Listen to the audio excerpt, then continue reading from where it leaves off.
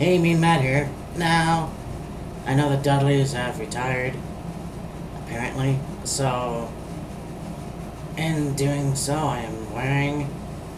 Well, this is from another wrestler, but I'm wearing the 3D glasses, or the Dudley glasses that they used to wear.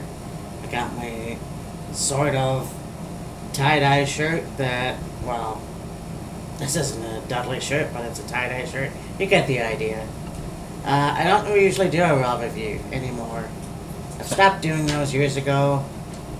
But last night was actually pretty cool, I must say. I never thought I would see the day where Seth Rollins or Roman Reigns wouldn't actually win. Alright. Okay, so here we go. We had the beginning of the show. We had Seth Rollins, Roman Reigns, and Kevin Owens, main big cast, discussing the show, discussing the match, the main event, the Fatal 4-Way for the Universal Championship. And, I always thought that they would have given the belt back to Seth Rollins. Or maybe, even Roman Reigns, because those are the two main guys. I knew they weren't going to give the belt to Cass just because he's in the tag team division. But, who knows? He could eventually get a break and become the champion. But, and then, of course, Kevin Owens being the guy that worked his way up, former NXT champion, former Intercontinental champion. So yeah, who knew about that? And then you had Chris Jericho versus Neville. Chris Jericho defeated Neville, of course. I like Neville's style, but, being the veteran that he is, Chris Jericho, Y2J wins. This guy, Chris Jericho has to be entertaining. He is. He's very entertaining, very funny at times with his sayings, I guess. I think that it's time for him to put up or shut up, and that means he should be. He's long overdue for a WWE Championship match. Being the guy who, like Kane, although not as long as Kane, became WWE Undisputed Champion in 2002. Before that, had a short title reign, beating Triple H. So, not being 2016, being that he's still in the WWE, and being that he's still pretty active and is actually winning a match as a legend.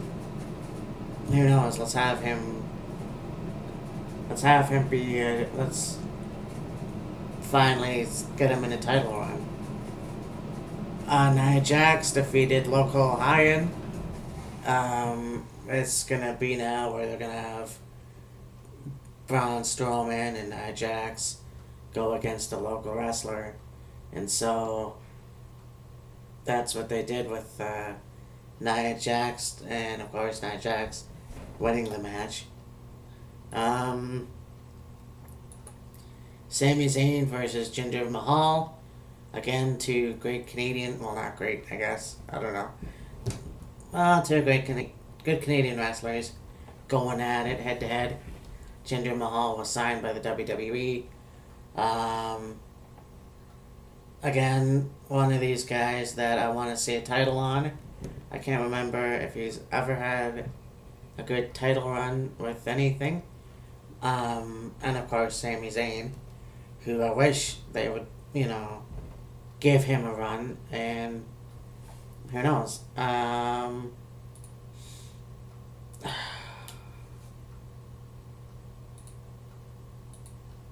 Then we had the New Day and Bailey defeated Luke Gallows, Carl Anderson, and Dana Brooke. Of course, New Day and Bailey go good together. They're both, positive. They're both a great take team force. They, whatever. Of course, Carl Anderson and Luke Gallows, former members of the Japan legacy, I guess. Former members of the Bullet Club. They're the club now, but for some reason they're being put in this comedy situation. It's kind of funny. It's also, something I would find even more funny if I were 16. Just saying.